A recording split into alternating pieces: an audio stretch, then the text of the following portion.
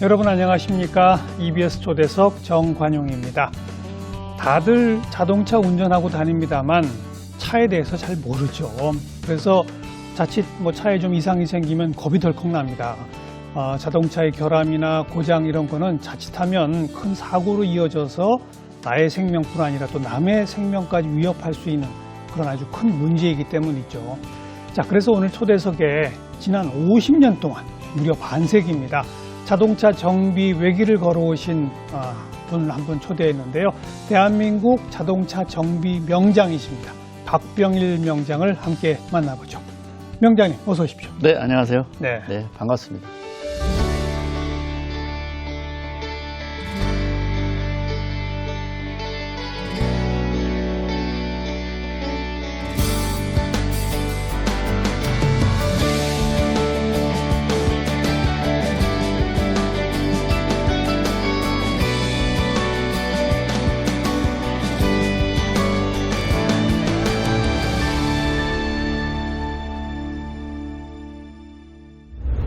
얼굴을 뵈면 연세가 그렇게 많아 보이시지 않는데.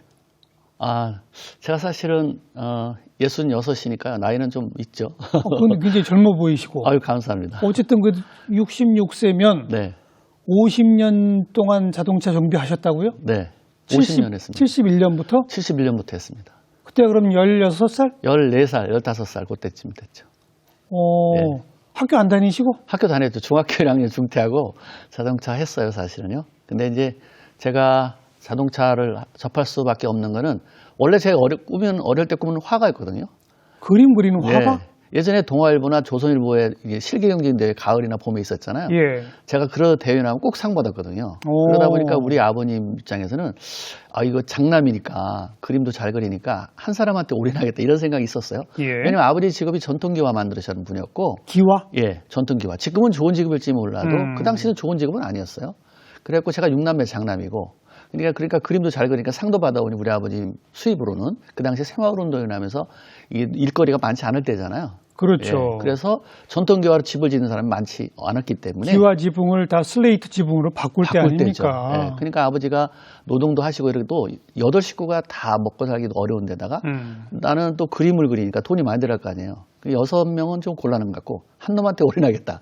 이렇게 생각해서 집 한다고 하셔서 이건 아니다 싶었어요. 제가 집을 팔아서 그림 공부를. 예. 제가 인왕산에 살았는데 세금정에 내려보내서 한마디로 미술학원에 보내가지고 공부시키겠다고 이렇게 하신 거예요. 그래서 어머니는 펄쩍 뛰는 거고 제가 중학교 1학년 때 이 소리를 들었는데 제가 어렸지만 이건 아니다 싶었어요. 줄줄이 동생이 보여서. 네, 제 동생은 학교 못 다닐 수 있다는 그렇죠. 얘기가 들었잖아요. 저는 그 얘기를 알지만 내 동생은 잘 모르고 있는 거고 제 동생 얼굴 쳐다보면 양심이라는 게 나오더라고요.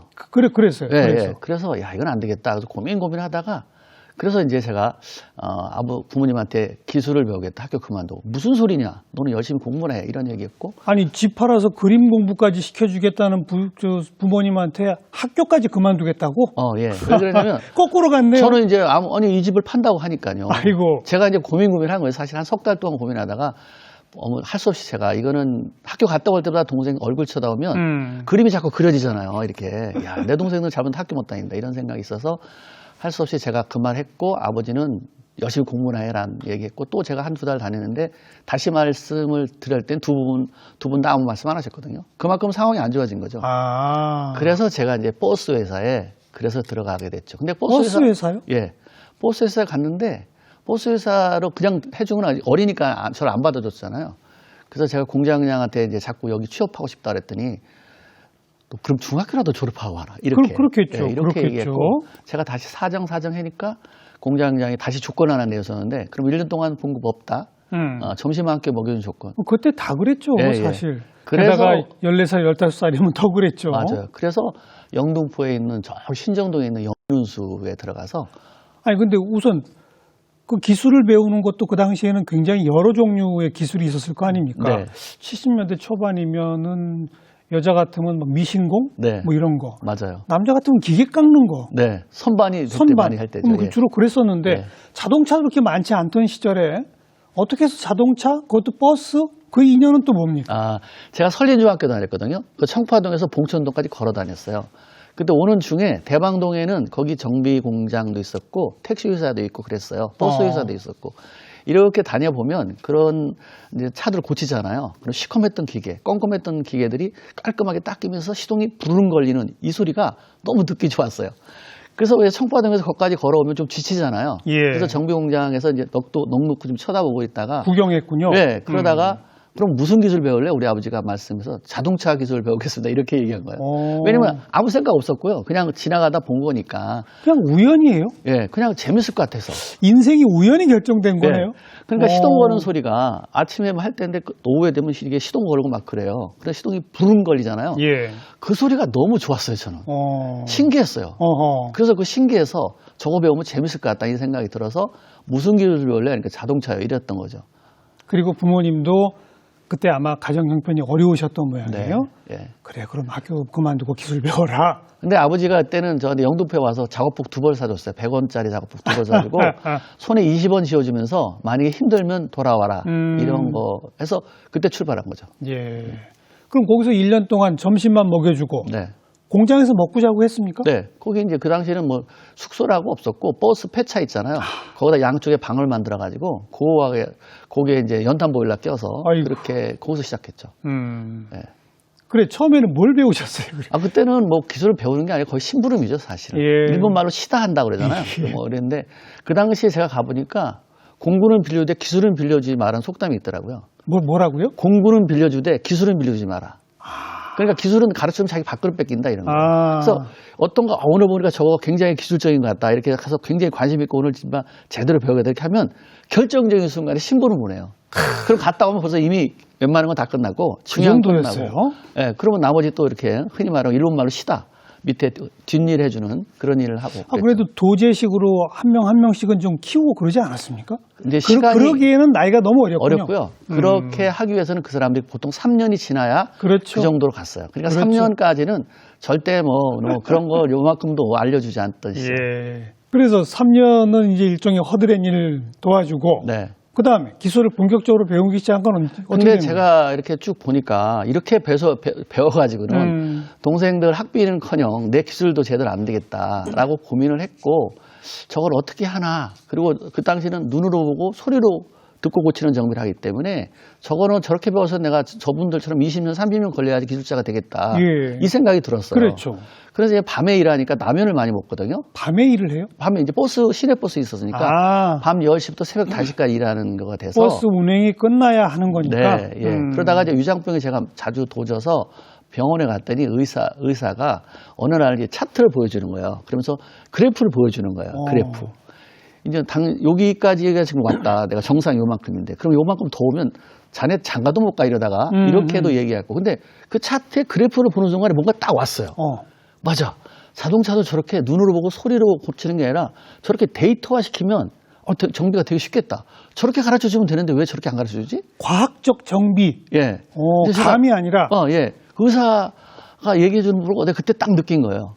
아, 그래. 모든 건 데이터야. 데이터를 잡아야 돼. 근데 그런 데이터가 그 당시에는 없었어요. 없겠죠. 책도 없던 시절이고. 그래서 제가 유심히 봤는데 보면서 뭔가 느꼈어요.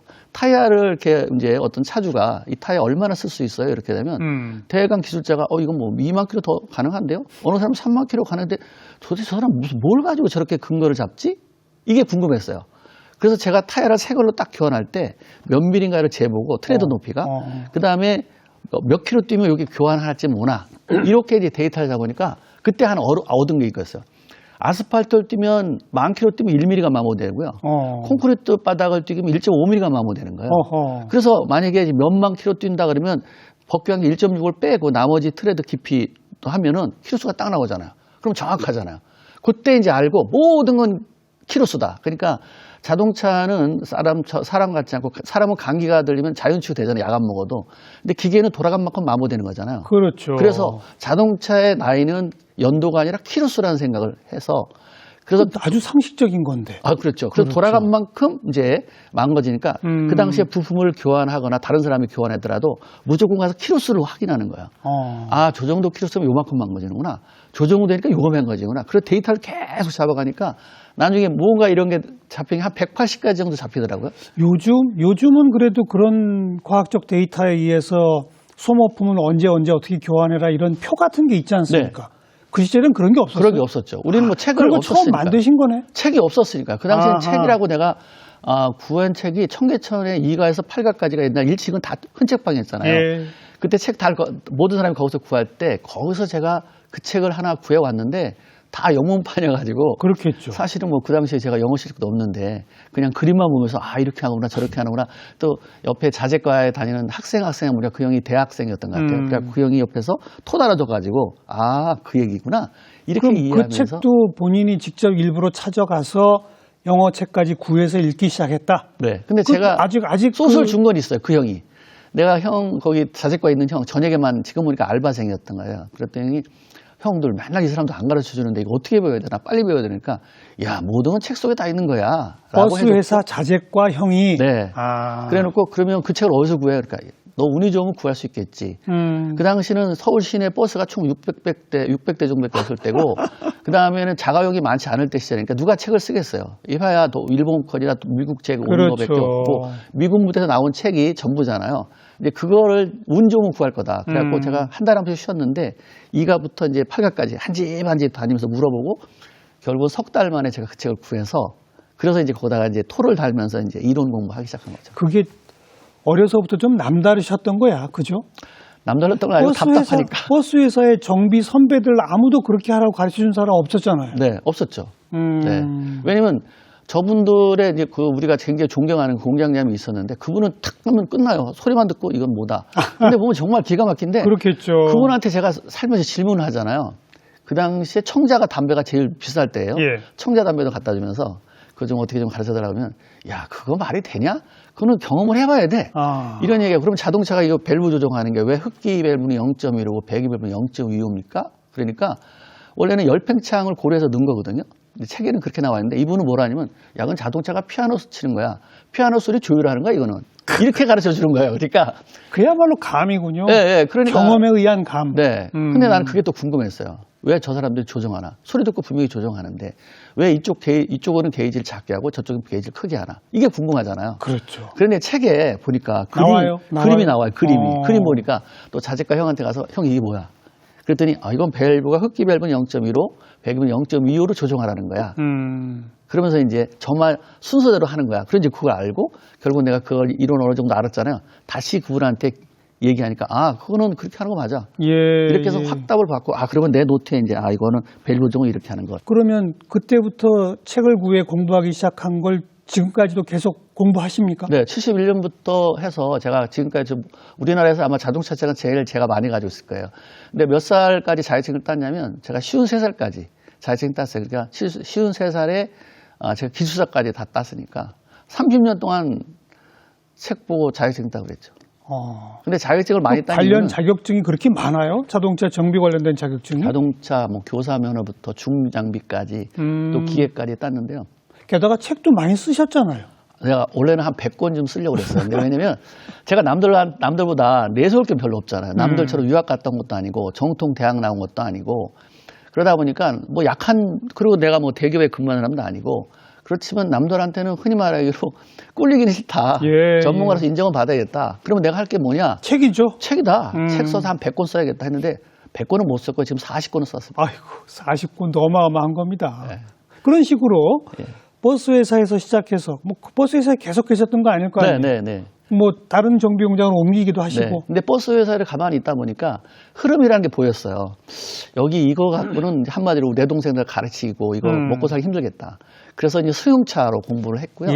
수용차를 공부하다가 이제 또 알아서 이제 일본의 모토쇼 같은 데를 가서 보니까 우리나라 기술음이랑 완전히 다르더라고요. 지금은 이제 우리하고 별 차이는 없는데 그 당시 가보니까 우리가 보지 못했던 게 너무 많고요. 신차들. 네. 그리고 내가 그 당시에는 1급 자격증 3개 교사 면허까지 가졌기 때문에 그 당시에 자격증 7개를 그 당시에는 있었기 때문에 제가 굉장히 속으로는 자부심을 있었거든요.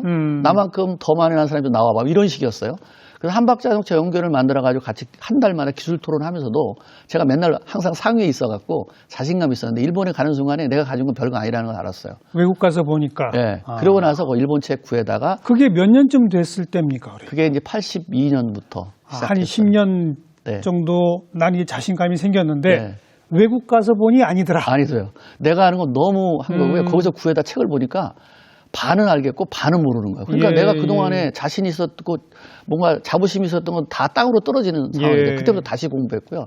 그래서 그때는 이제 안 되겠다. 이거는 전자를 이해해야 되겠다. 앞으로 이렇게 전자와 컴퓨터가 되는구나 해서 전자를 배울 수가 없잖아요. 그 당시에 자동차나 이런 데서는 전자를 안 가르쳤기 때문에 전기도 잘 안 가르쳤기 때문에 그래서 고등학교에 보면 전작과 다니는 학생들이 학원에 자격증 따는 데가 있어요. 라디오부터 비디오까지 고치는데.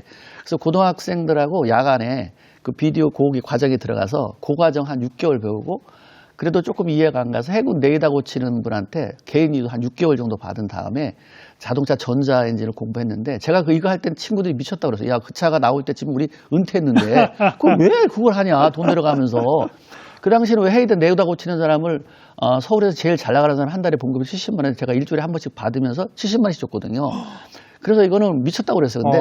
근데 미쳤다고는 차가 3년 후에 86년도에 우리나라에 전자엔진이 나온 거예요. 각그랜저 로얄스라고. 그렇죠. 이때는 사람들이 아무도 몰랐는데 저는 이미 뭐 회로도도 파악하고 센서가 뭔지도 알았고 흐름이 쫙 보이니까 그때부터 흔히 말하는 물 만난 거죠, 제가.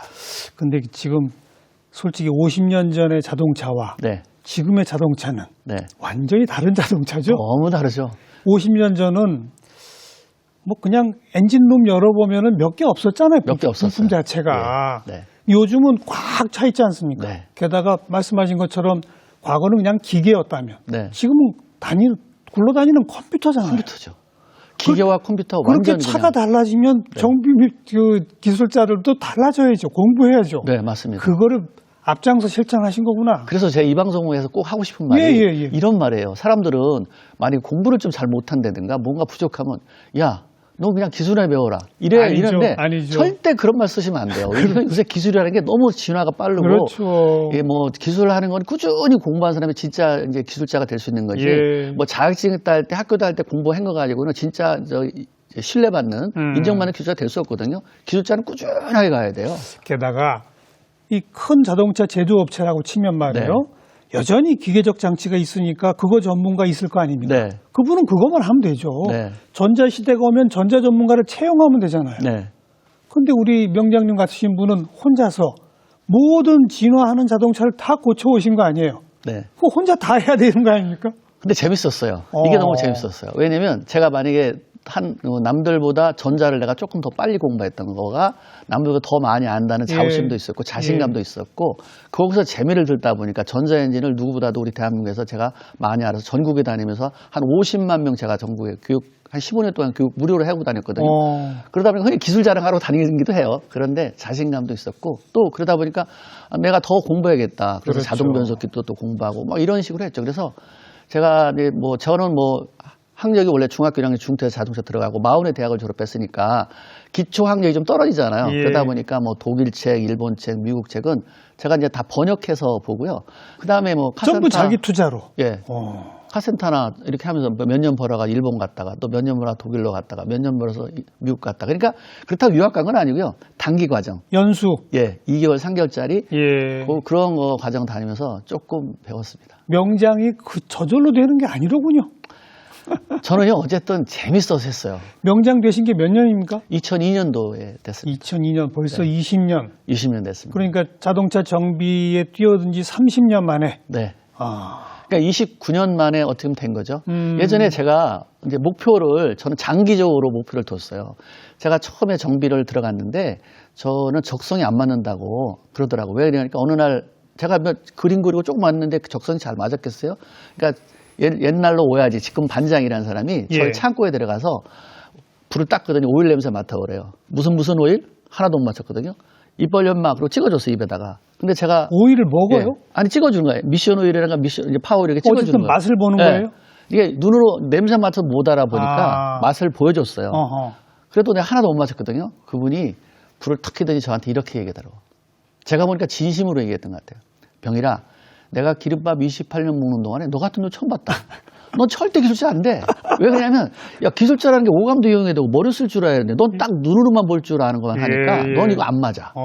네가 만약에 기술자가 되면 내 손에 장을 지는다. 아이고. 그때부터 흔히 요새 말로 왕따, 딸지름 당했는데 너한테 딱 맞는 건 장사가 맞는 것 같다.